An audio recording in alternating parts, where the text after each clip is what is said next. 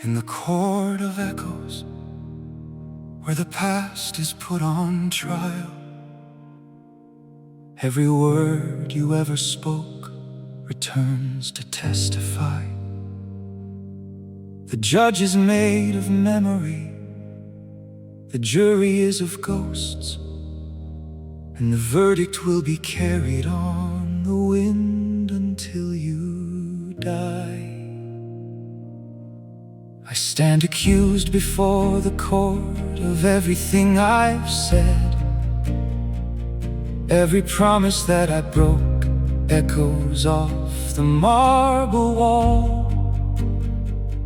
Every lie I told in kindness, every truth I hid in fear, returns to me as witness in this unforgiving hall. The prosecution is my younger self, with fire in his eyes. He asked me why I traded every dream for something safe. He holds the blueprints of the life I swore that I would build, and waves them like a flag above my shame-stricken face. But I will not cower in this courtroom of regret. I will not plead guilty to the crime of growing old. For every choice I made was made with trembling human hands, and human hands are forged in heat, but often lose their hold. The echoes swirl around me like a symphony of blame, each one a note I recognize from seasons long since past. But if you listen carefully, beneath the accusations, there is a deeper harmony, a melody that lasts.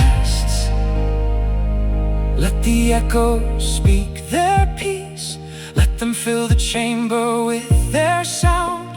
For only when we face the noise we've made can we find the silence of solid ground. Stand in the trial of echoes and let the past return. Face every word, every vow, every bridge you chose to burn. For the echo is not punishment, the echo is a mirror, showing us the distance between who we were and who we are now nearer.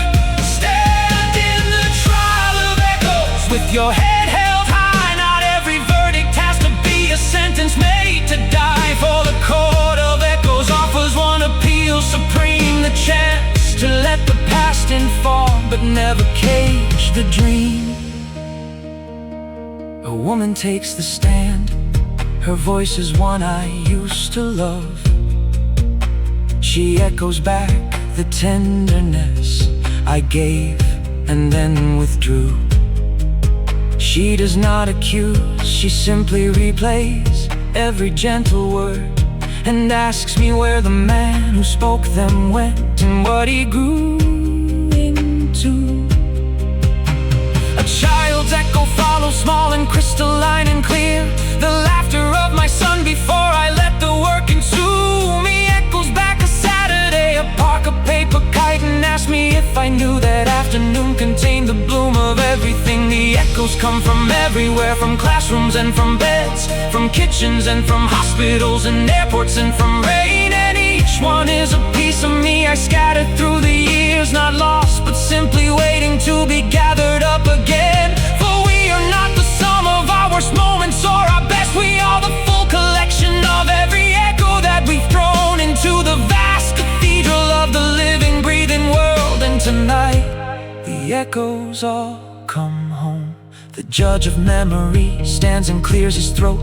The courtroom falls to silence like a held in sacred breath. He says the verdict is not guilty, is not innocent. The verdict is alive. The verdict is what happens next. For the court of echoes does not deal in punishment or praise. It deals in the illumination of the path we've walked. And the sentence it delivers is the most terrifying gift. The sentence is tomorrow, and the freedom to be not what we were but what we choose. I accept the verdict with my whole and trembling soul. I accept the echoes as the music of my life. Not perfect, not harmonious, occasionally off key, but honest and relentless and cut through with love like a knife. Let the record show I was a man who tried and failed, who fell and rose and fell again and sang through every fall. Let the record show I loved imperfectly but deeply, and the echo of that love was the loudest sound of all. Stand in the trial of echoes one last time tonight. Let every voice from every year wash over you like light. You are the sum of every echo, beautiful and flawed, a symphony of humanness played before the court of God. Stand in the trial of echoes and then walk free, for the only prison is the one where echoes cannot breathe.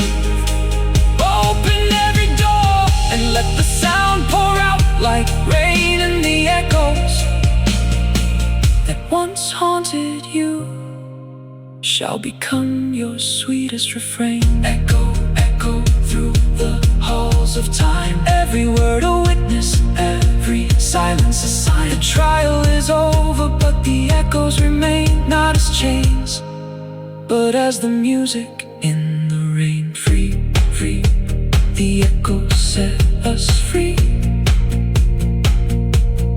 We are everything we've said and all we've yet to be.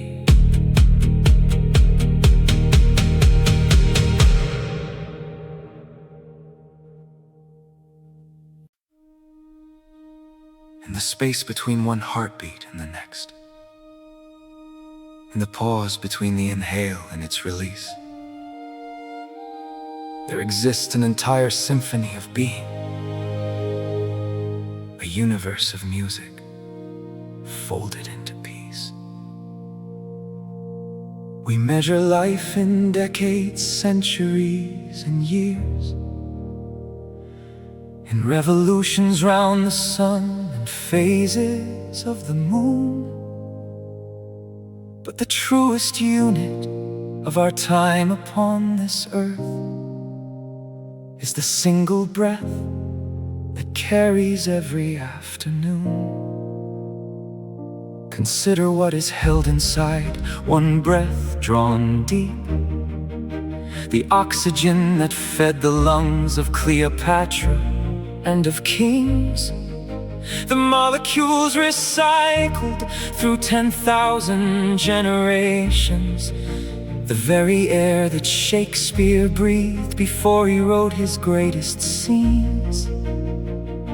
And here you are, inhaling that same ancient air, transforming it inside the furnace of your blood, then releasing it enriched with your unique addition, the carbon of your consciousness, your singular brief flood of being alive, of being here, of being now, in this precise and unrepeatable configuration. One breath, one body, one moment in the vast unfolding symphony of human constellation. Breathe in the past, breathe out the future, hold the present like a note sustained in the symphony of a single breath. Every movement of existence is contained. One breath, one symphony, one life, one chance to add your movement to the universal dance. The strings of your inhale, the brass of your release, the timpani of your heartbeat, the choir of your peace. One breath, one symphony, magnificent and brief, a masterpiece composed of joy and grief. In the concert hall of now, you are the orchestra entire. One breath, one symphony, one sacred burning fire. The first breath, screaming in a hospital at dawn is the overture that starts the show we never auditioned for. The last breath whispered in a room of quiet watching is the coda that resolves what every movement came before. And in between these two there are a billion breaths uncounted, each one a tiny symphony we never stop to hear. But if you close your eyes and listen to just one, you'll hear the music of your life in crystalline and clear. The breath you took before you said I love you for the first time was a crescendo building toward the bravest note you'd sing. The breath you held when the doctor spoke the diagnosis was a fermata hanging in the air like a broken wing. The breath you released when you finally forgave was a resolution sweeter than any chord in any song. Every breath a measure in the score of your existence, every pause a rest that makes the melody more strong. I have wasted so many breaths on anger and on fear. I have spent them on resentment like a fortune thrown away. But tonight I choose to breathe with intention and with awe, to treat each breath as if it were the final note I play. For the symphony of a single breath contains everything I am, my heritage, my hope, my failure and my fight. And when I breathe with consciousness and reverence and care, even an ordinary Tuesday becomes opening night. Let us breathe together now, you who hear this song. Let us synchronize our lungs across the distance and the doubt. In this one shared breath we are an orchestra of thousands, playing the same note with the same devotion and the same amount of wonder at the miracle that we are here at all. That atoms organize themselves to feel and think and grieve, that the universe conspired across 14 billion years to give us this one breath, this one chance, this one reprieve. One breath, one symphony, one moment held in time, a cathedral made of air and blood and rhyme. The universe is listening to your movement in the score, and every single breath you take adds beauty to the whole. One breath, one symphony, the battle now is yours. Conduct yourself with grace through all the movements and the doors, for when the final rest appears upon the page, your symphony shall echo through the halls of every age. Breathe in, the symphony begins. Breathe out, the music never ends. One breath, a universe of sound. One life, the most beautiful symphony ever found. Breathe, breathe, breathe, the world is listening. Breathe, breathe, breathe, and let your single breath be the greatest symphony since the first stars dying, and the gentlest song since the quietest birth. One breath, one symphony, one earth.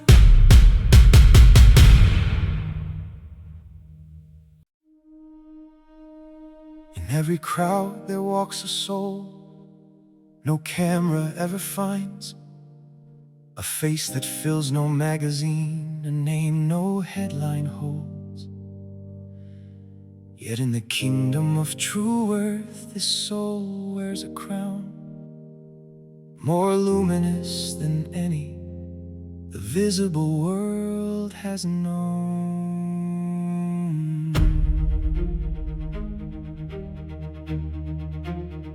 She is the nurse who works the shift nobody wants to take. 3 in the morning in a ward where death keeps visiting ours. She holds the hands of strangers in their final fading breath, and carries their last words like a garden carries flowers. He is the teacher in the school the government forgot, where the ceiling leaks and the textbooks date from another age. But he arrives each morning with the fire in his chalk, and turns a broken classroom into the world's most important stage. They do not trend, they do not go viral or get verified. Their names do not appear on lists of influence or fame. But if you pull them from the fabric of the world tonight, tomorrow, the entire tapestry would never be the same. For the unseen are the stitches that hold everything together, the invisible mortar between every glittering brick. The world celebrates the architects, but forgets the hands that mixed the concrete, laid the stone and did the work that made it stick. Tonight we hold a coronation, not in a palace but in the truth. For the ones who were never invited to the banquet deserve the finest table and the most eternal proof. Crown the unseen, crown the unnamed, crown every soul the spotlight never claimed. For the kingdom of real glory is not built on what is shown, but on the million quiet sacrifices made when no one's watching from the throne. Crown the unseen, crown the unknown, crown the tired hands, the aching bones, with the diadem of gratitude and the scepter made of grace. Tonight the invisible inherit their rightful shining place.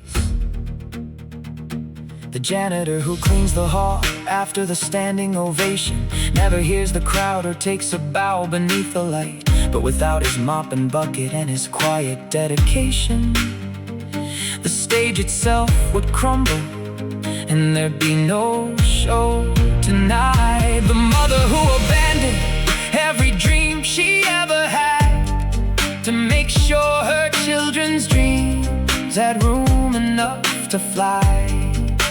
She will never write a memoir or receive a golden statue, but her love rewrote the universe and she deserves the sky.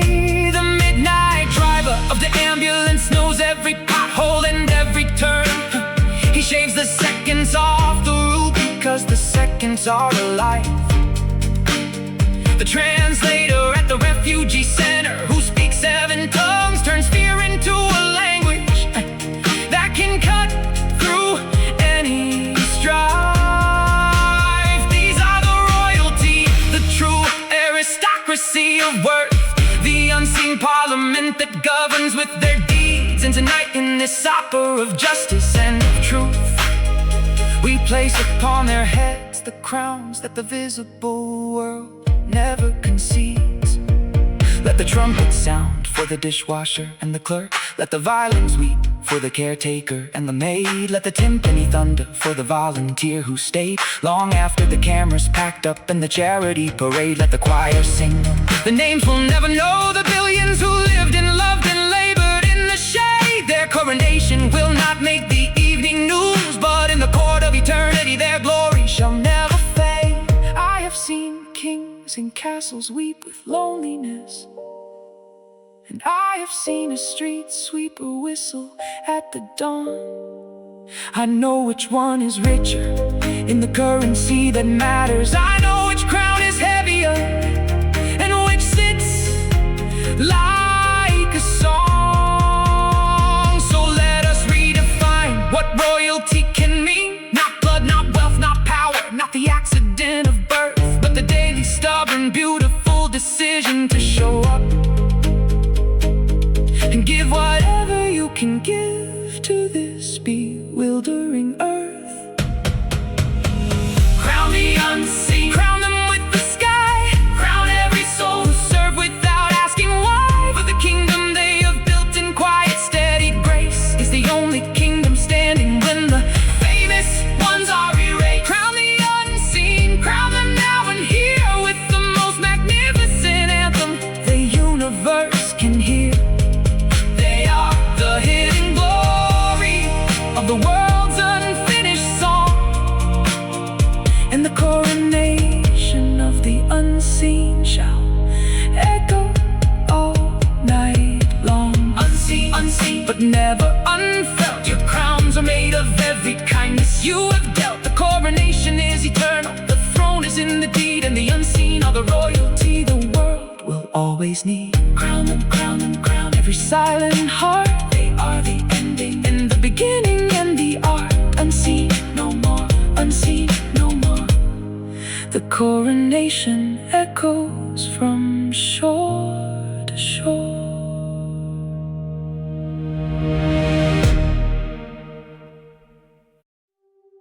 Behind the veil of what we see and what we dream,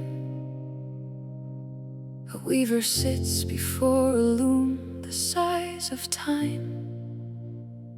Each thread a human life, each color a decision, and the pattern that emerges is both random and sublime.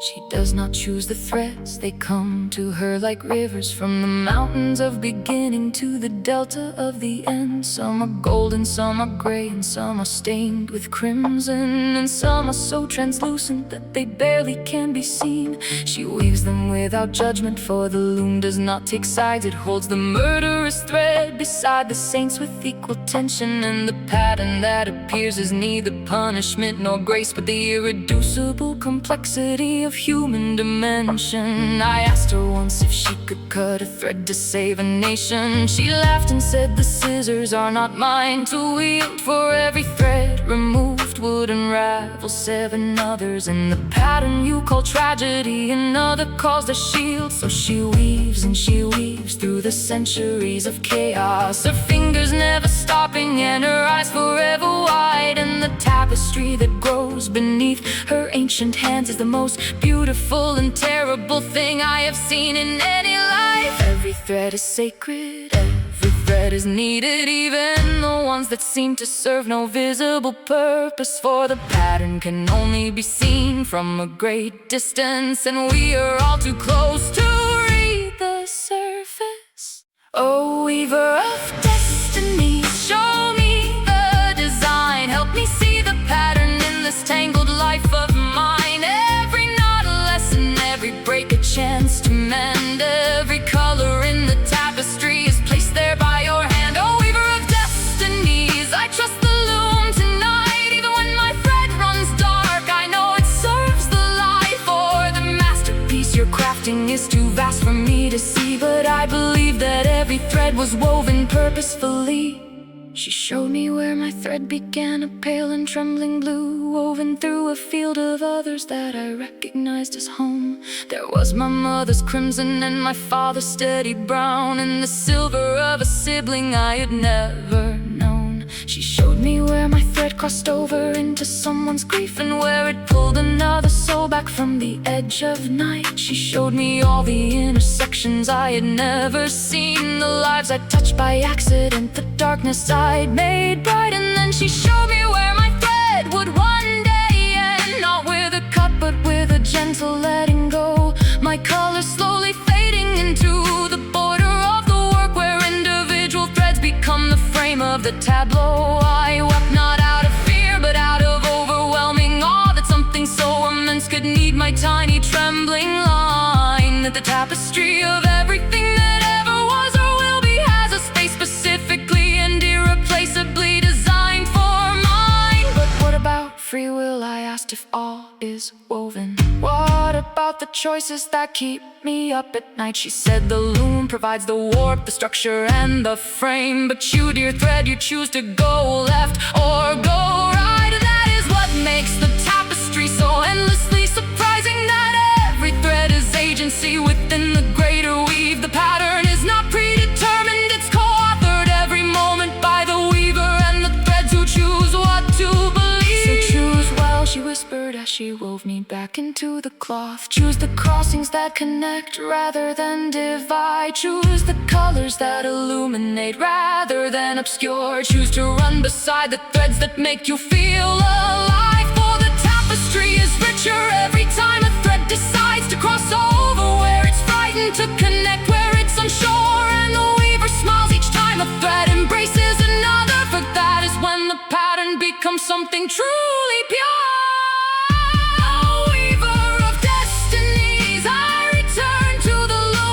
Ready to be woven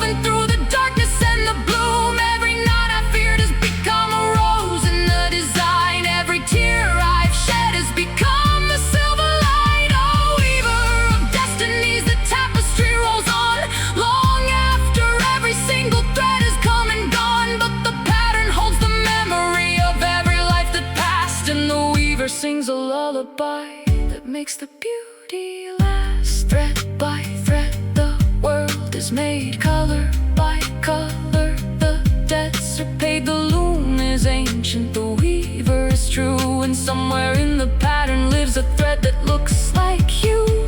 Woven, woven into the infinite design, your thread, my thread, forever intertwined. The weaver smiles and the shuttle flies, and the tapestry of destiny never dies.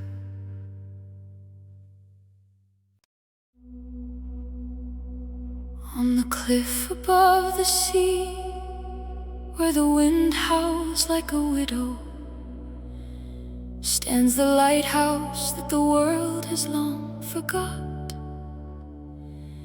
Inside its spiral staircase climbs the very last keeper, carrying a flame that logic says should not be hot.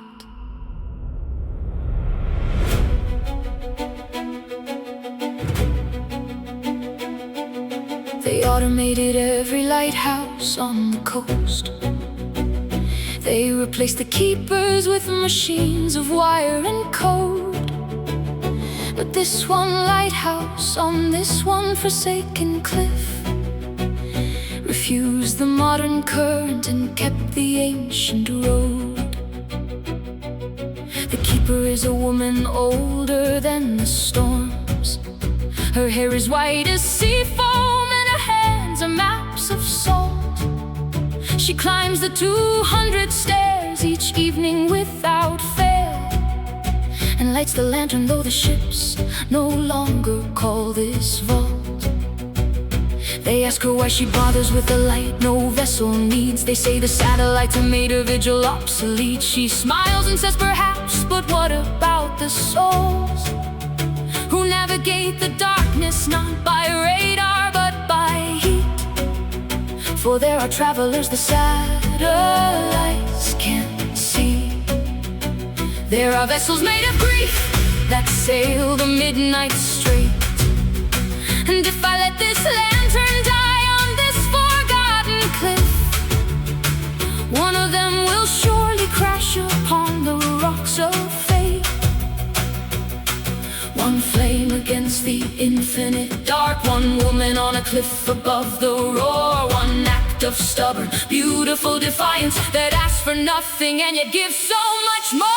Oh, lantern of the last keeper, shine across the void, beacon for the lost and the lonely and the destroyed.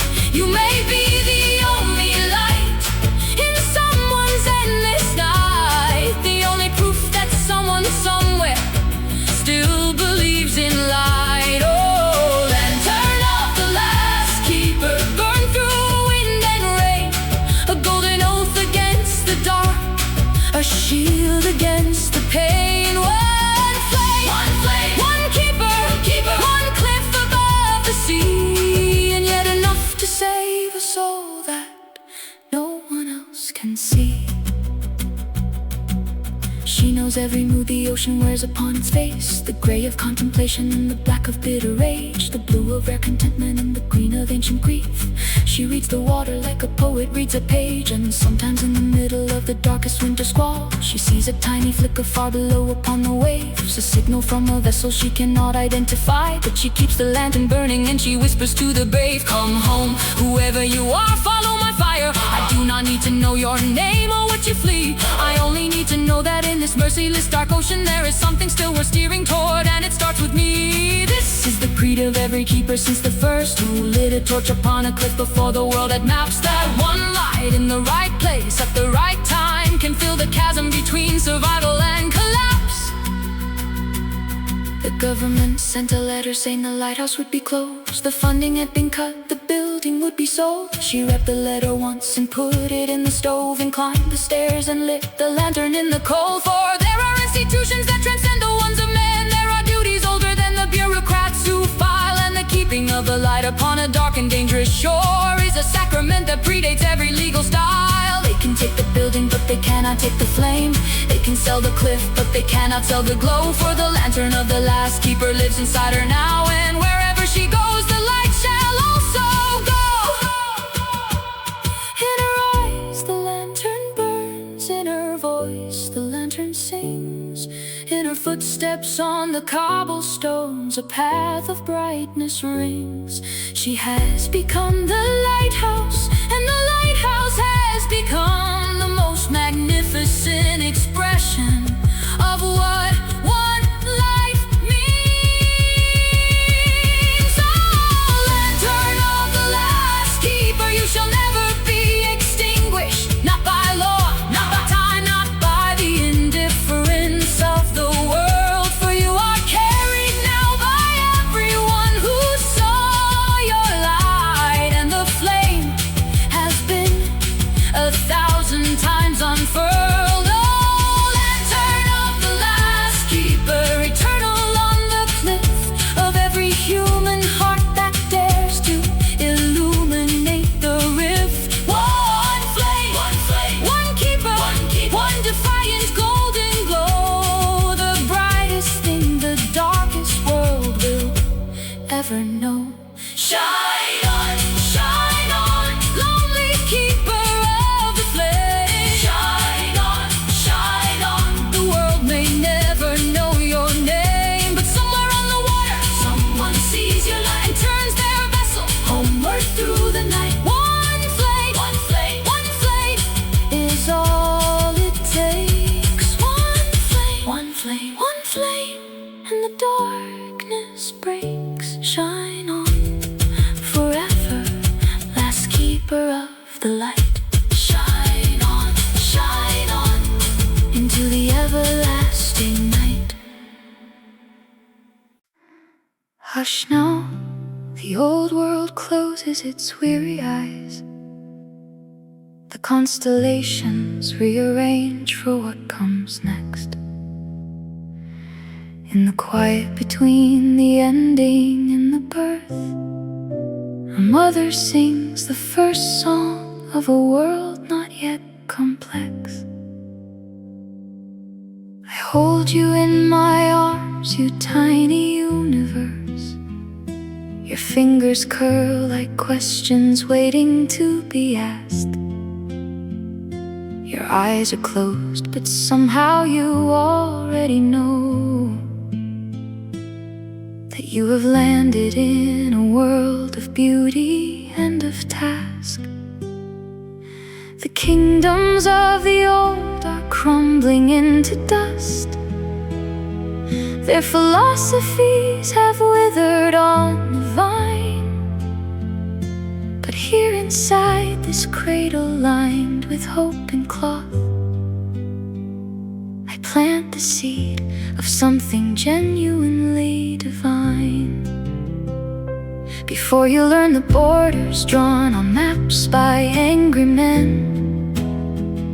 before you learn that skin can be a prison or a pass, before the world can teach you all its tired and broken rules, I wanna sing you something that will last. This lullaby is not a fairy tale or trick. It is a blueprint for the world you'll help to build, where every voice is heard, and every hand is held, and every wound is tended, and every hunger filled. Sleep now, little architect of dawn. The blueprint spread before you like a field. Tomorrow you will build what I could only dream. Tonight I hold you close and let the music be your shield. Lullaby, lullaby for the new world coming. Rest your head upon the shoulder of the brave. Tomorrow we will build a house where no one is a stranger. stranger. Tonight we dream the dream that generations gave. Lullaby, lullaby, let the stars keep humming the melody that mothers since the first have always known. That every child is born with the power to change everything. And no one has to change it all alone. Your grandmother survived a war that burned the earth. Your grandfather rebuilt a school with his bare hands. Your mother crossed an ocean with your heartbeat in her chest. Your father learned a language just to make you understand. You come from a long line of impossible survivors. You carry in your blood the stubbornness of spring. No winter ever lasted when a baby drew its first breath.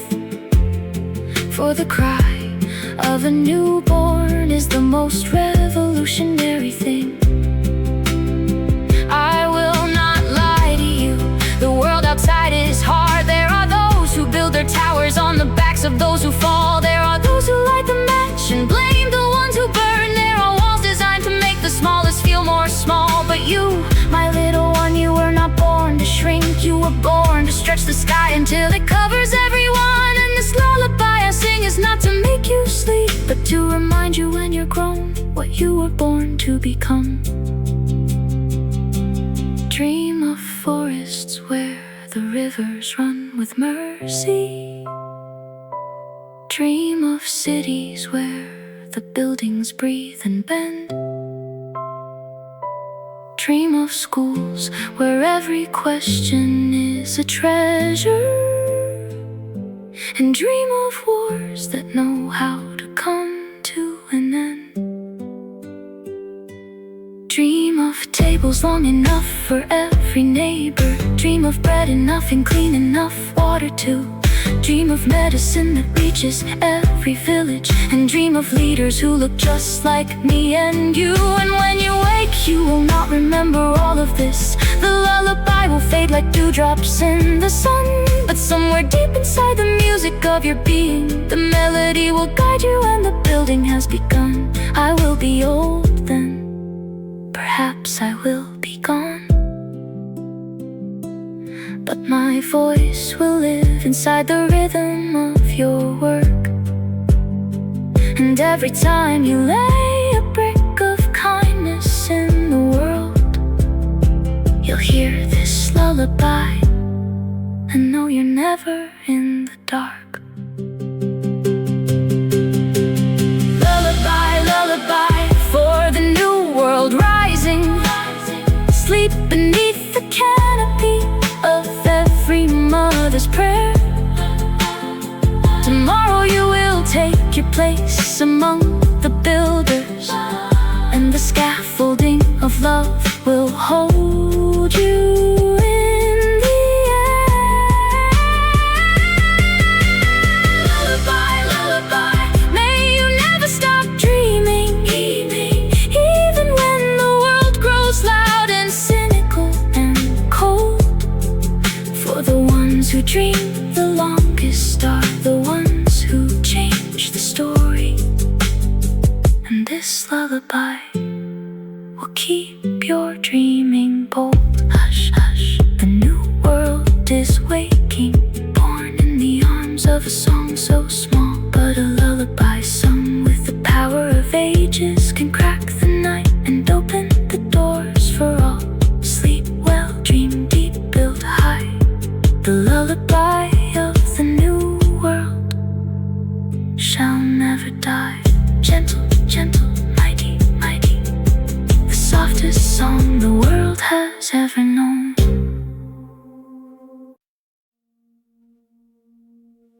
When the last cannon fell silent on the ridge, and the smoke cleared to reveal a sky we'd forgotten could be blue, someone knelt in the crater where a village used to be, and planted something small and green. and impossibly new.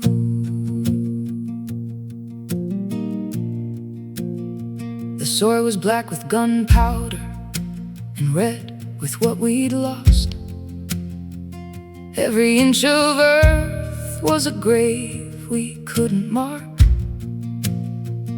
But the woman knelt regardless in a threadbare dress and dug into the darkness with her hands until she found the spark of something still alive beneath the devastation, a root that held on through the bombardment and the flame.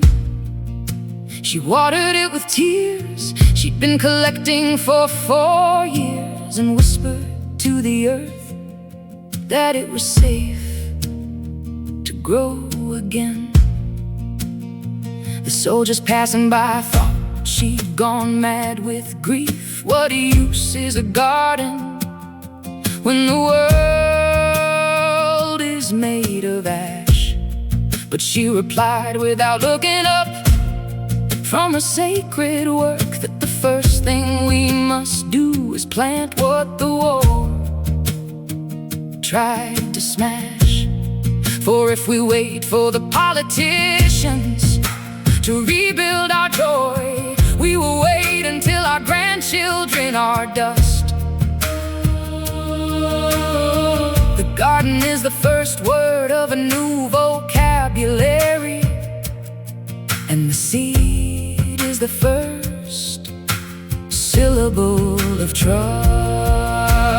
Come, kneel beside me in the crater. Put your weapon down and take this seed, for the bravest act after the battle is believing that the earth still wants to feed. Plant the garden at the end of war, sunflowers in the foxholes, roses in the trench. Let the roots reclaim the land that violence stole, and let the bloom become the antidote to the stench. Plant the garden at the end of war, lavender where the landmines used to sleep. For every flower is a flag of peace, more powerful than any treaty any general could keep.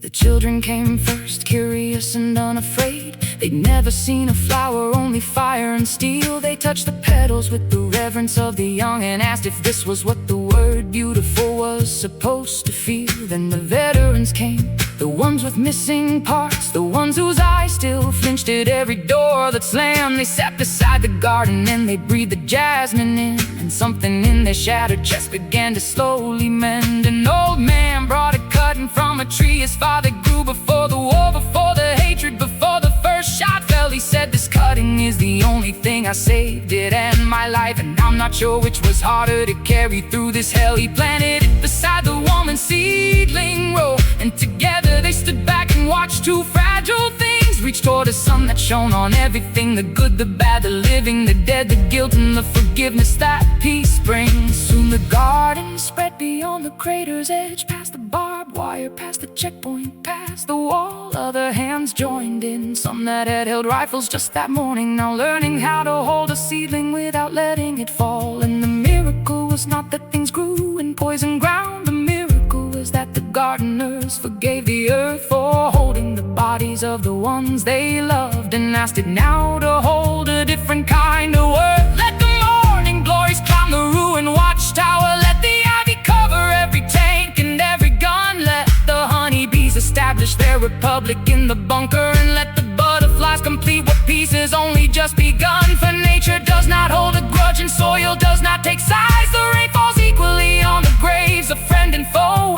and the garden at the end of war reminds us all that the earth was always ready.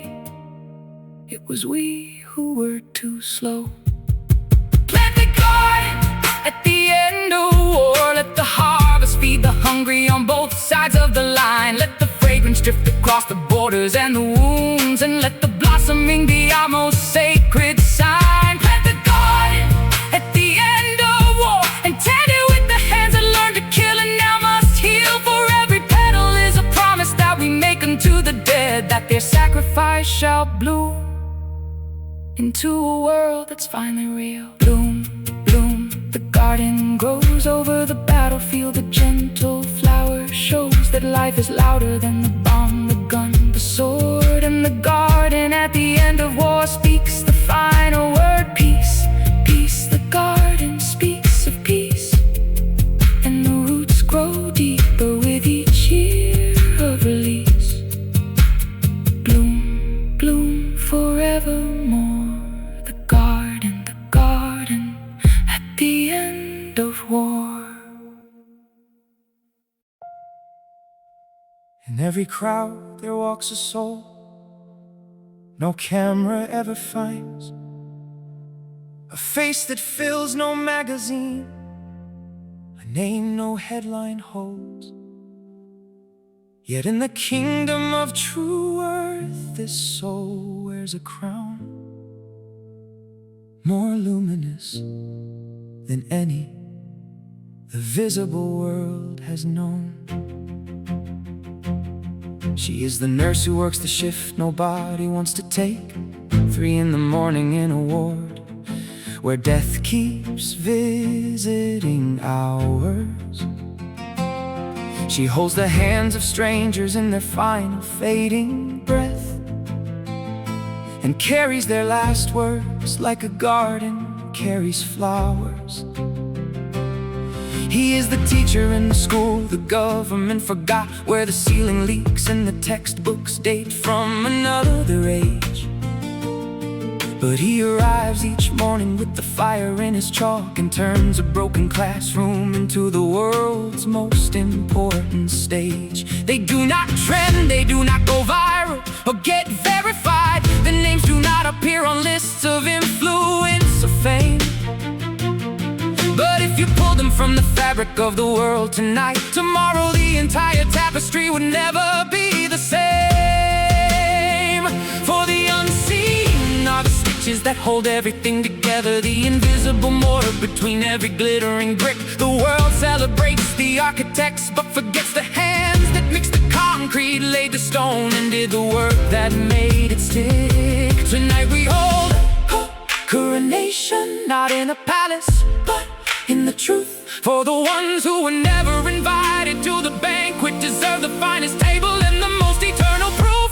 Crown the unseen, crown the unnamed, crown every soul the spotlight never claimed. For the kingdom of real glory is not built on what is shown, but on the million quiet sacrifices made when no one's watching from the throne. Crown the unseen, crown the unknown, crown the tired hands, the aching bones, with the diadem of gratitude and a scepter made of grace. Tonight the invisible inherit their rightful shining place.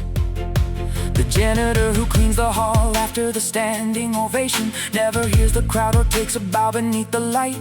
But without his mop and bucket and his quiet dedication, the stage itself would crumble and there'd be no show tonight. The mother who abandoned every dream she ever had to make sure her children's dreams had room enough to fly. She will never write a memoir or receive a golden statue, but her love rewrote the universe and she deserves the sky. The midnight driver of the ambulance knows every pothole and every turn. He shaves the seconds off the route because the seconds are a life. The translator at the refugee center who speaks 7 tongues turns fear into a language that can cut through any strife. These are the royalty, the true aristocracy of worth, the unseen parliament that governs with their deeds. And tonight in this opera of justice and of truth, we place upon their heads the crowns that the visible world never conceives. Let the trumpet sound for the dishwasher and the clerk, let the violins weep for the caretaker and the maid, let the timpani thunder for the volunteer who stayed long after the cameras packed up and the charity parade. Let the choir sing the names we'll never know, the billions who lived and loved and labored in the shade. The coronation will not make the evening news, but in the court of eternity their glory shall never fade. I have seen kings kings and castles weep with loneliness, and I have seen a street sweeper whistle at the dawn. I know which one is richer in the currency that matters. I know which crown is heavier and which sits like a song. So let us redefine what royalty can mean. Not blood, not wealth, not power, not the accident of birth, but the daily stubborn beautiful decision to show up and give whatever you can give to this bewildering earth. Crown the unseen, crown them with the sky, crown every soul who served without asking why. For the kingdom they have built in quiet, steady grace is the only kingdom standing when the famous ones are erased. Crown the unseen, crown them now and here with the most magnificent anthem the universe can hear. They are the hidden glory of the world's unfinished song, and the coronation of the unseen shall echo all night long. Unseen, unseen, but never unfelt.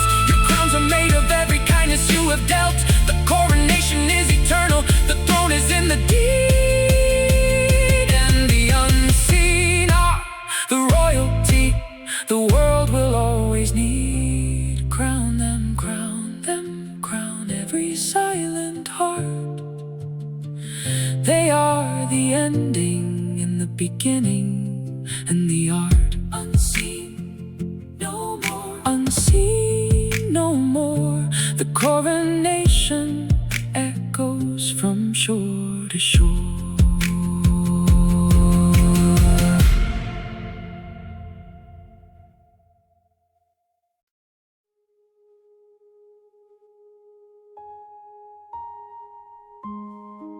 When the forests had all fallen and the rivers ran with dust, when the birds forgot their melodies and the bees forgot their trust, the earth herself drew one last breath and gathered what remained and sang the final ballad to the children she had raised. I gave you mountains so you'd learn to climb. I gave you oceans so you'd learn to dream.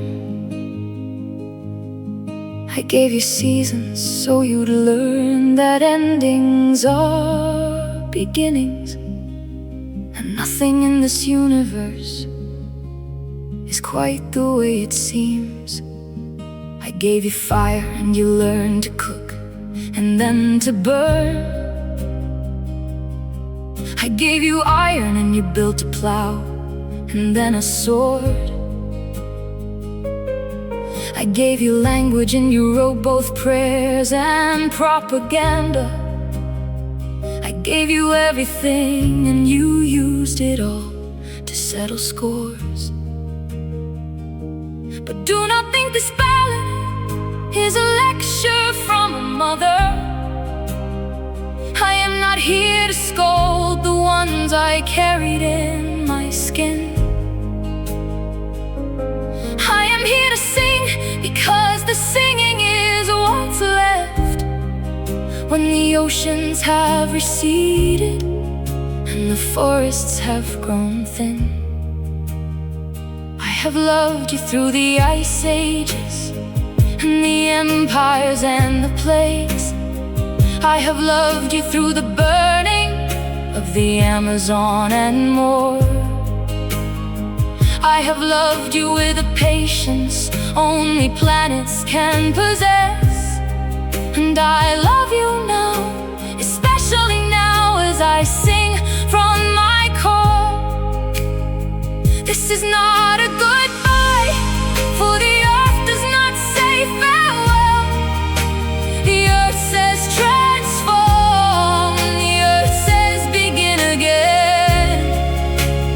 Even when the surface cracks and the atmosphere grows pale, the molten heart of me is still whispering your name.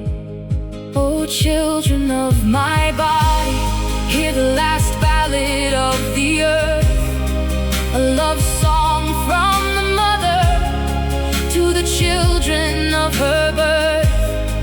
I do not blame you for the God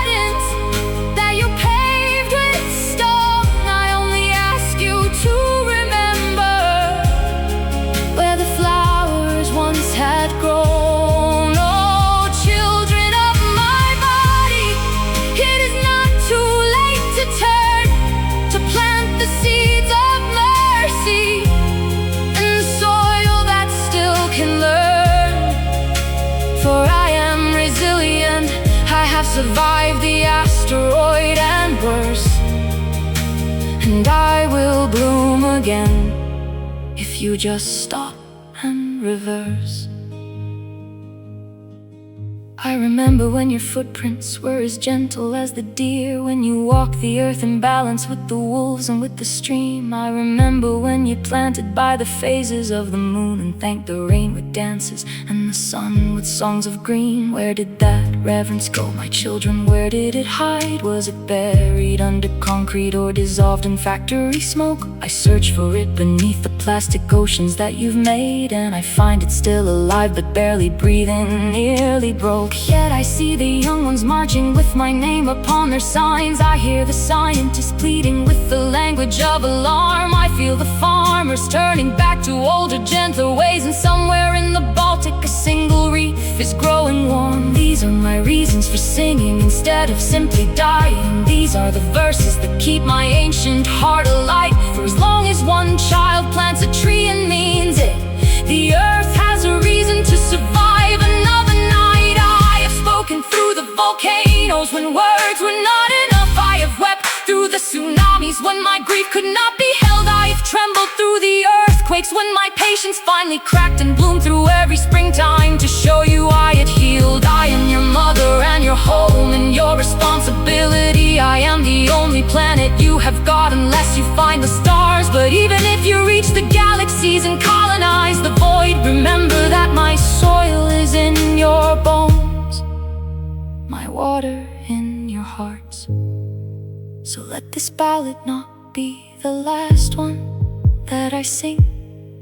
Let it be the overture to a new and wiser age, where the rivers run clean and the forests stand tall, and the earth and her children share the stage. I have another billion years of songs inside of me, symphonies of coral reefs and arias of rain. But I need you to protect the instruments I play with. I need you to let the wild orchestra remain. Oh, children of my body, the ballad is not done. There are verses yet unwritten underneath this tired sun. Choose the ones that speak of healing, choose the ones that speak of care, choose the chorus that declares the earth and human are a pair. Oh, children of my body, take my hand and start once more. Plant the garden, clean the river, open the forgotten door. For this ballad of the earth is yours as much as it is mine, and together we shall sing it through the rest of endless time. Sing with me, children, the earth is still alive. Sing with me, children, together we survive. Root by root, rain by rain, leaf by leaf, grain by grain. The last ballad of the earth becomes the first song once again. The earth sings on, the earth sings on, the earth, and gathered what remained and sang the final ballad to the children she had raised. I gave you mountains so you'd learn to climb. I gave you oceans so you'd learn to dream. I gave you seasons so you'd learn that endings are beginnings, and nothing in this universe is quite the way it seems. I gave you fire and you learned to cook and then to burn. I gave you iron and you built a plow and then a sword. I gave you language and your rope of prayers and proper.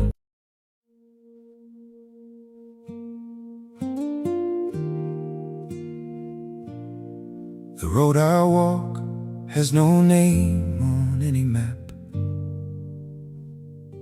Its stones are made of everything I've failed. But in my hand I hold a compass made of scars, and it points me toward a north that has never been unveiled. I did not choose this road, it chose me with a storm. The tore the planned and paved highway to shreds. The signposts that I trusted all turned blank overnight, and the GPS of certainty went silent in my head.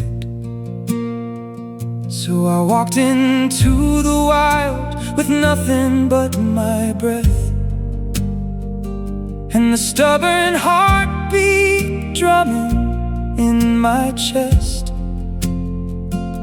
The compass of ambition cracked and lost its needle, but the compass of survival pointed onward, pointed west.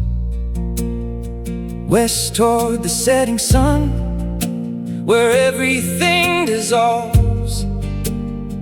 West toward the edge, where the known world falls away. But falling is not failing when you fall toward a truth, and the edge is just a doorway to a wider, stranger day. I met others on this road, all broken in their way.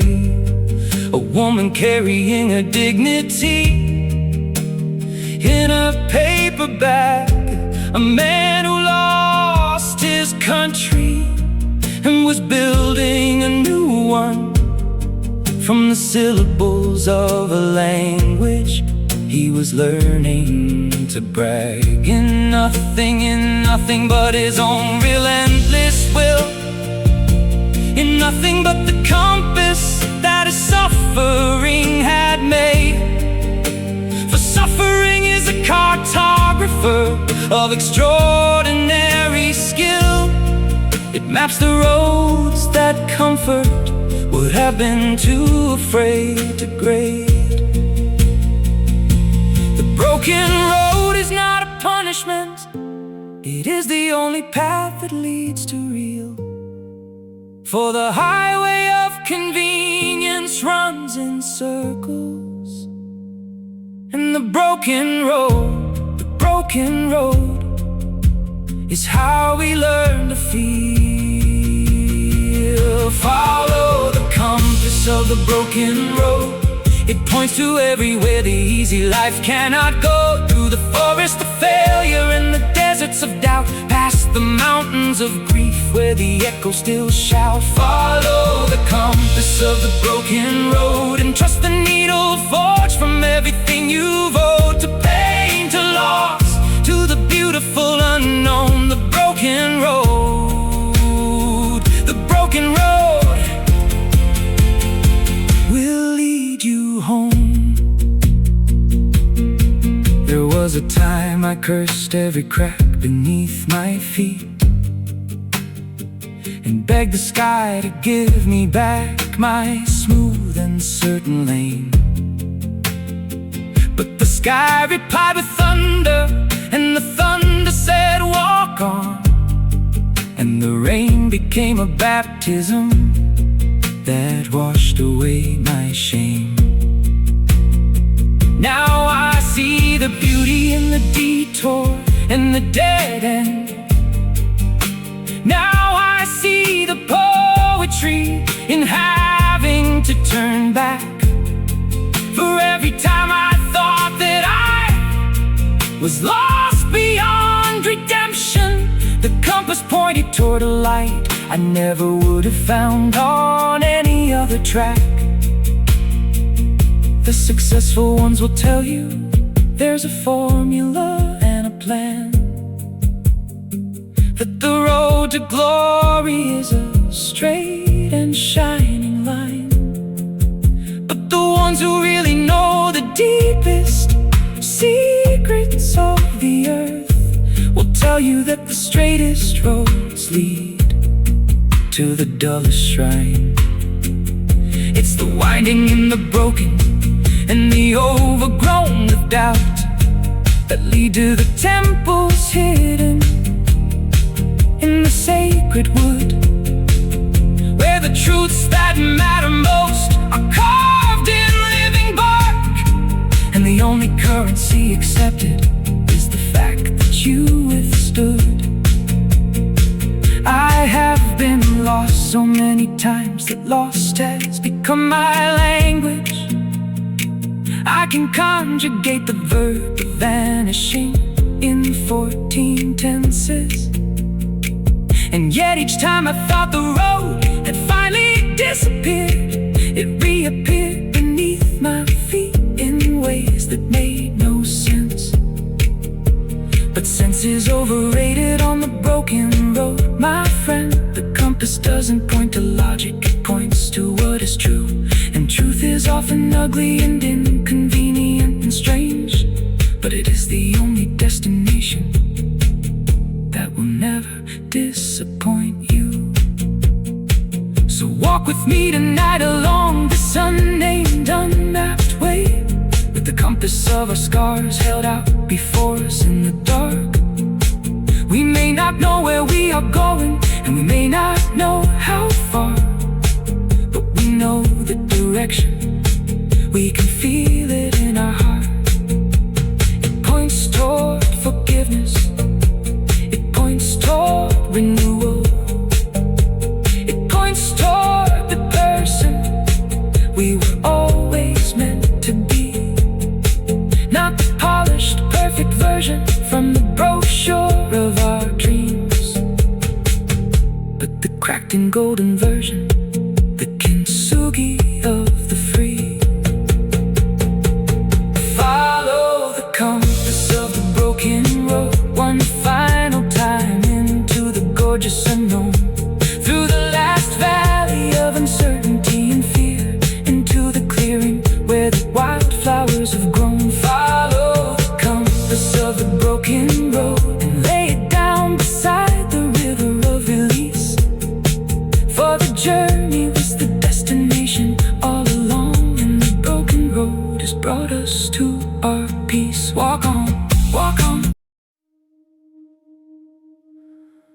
In the court of echoes, where the past is put on trial, every word you ever spoke returns to testify. The judge is made of memory, the jury is of ghosts, and the verdict will be carried on the wind until you die.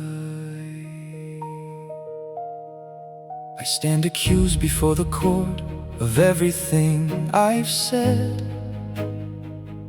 Every promise that I broke echoes off the marble wall. Every lie I told in kindness, every truth I hid in fear, returns to me as a witness in this unforgiving hall. The prosecution is my younger self, with fire in his eyes. He asks me why I traded every dream for something safe. He holds the blueprints of the life I swore that I would build, and waves them like a flag above my shame-stricken face. But I will not cower in this courtroom of regret. I will not plead guilty to the crime of growing old. For every choice I made was made with trembling human hands, and human hands are forged in heat, but often lose their hold. The echoes swirl around me like a symphony of blame, each one a note I recognize from seasons long since past.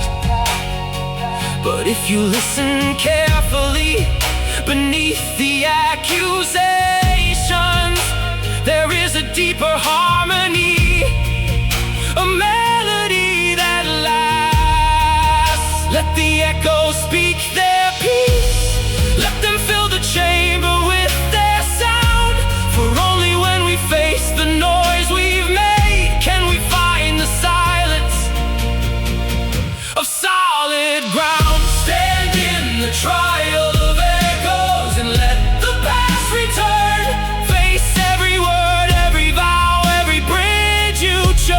to burn.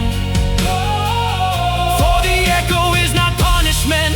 The echo is a mirror showing us the distance between who we were and who we are now nearer.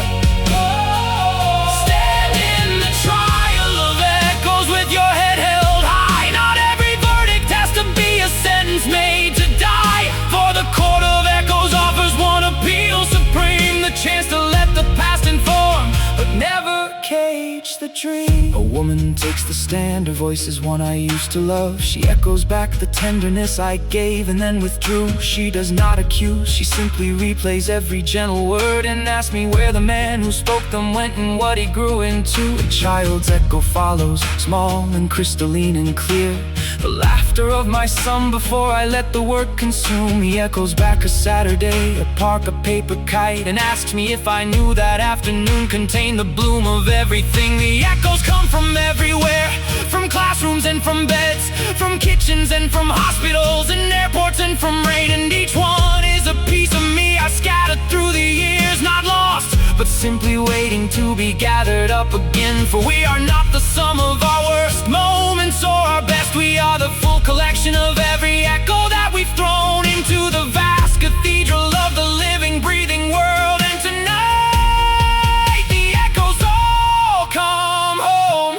The judge of memory stands and clears his throat. The courtroom falls to silence like a held and sacred breath.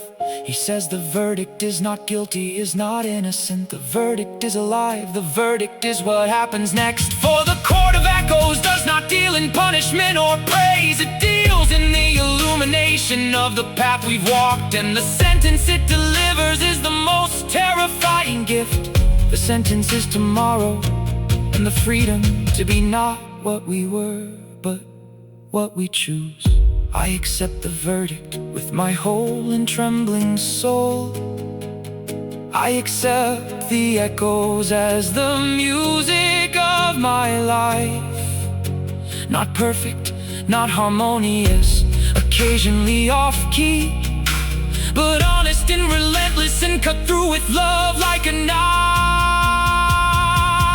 Let the record show I was a man who tried and failed, who fell and rose and fell again and sank through every fall. Let the record show I loved imperfectly but deeply, and the echo of that love was the loudest sound of all. Stand in the trial of echoes one last time tonight. Let every voice from every year wash over you like light. You are the sum of every echo, beautiful and flawed, a symphony of humanness played before the court of God.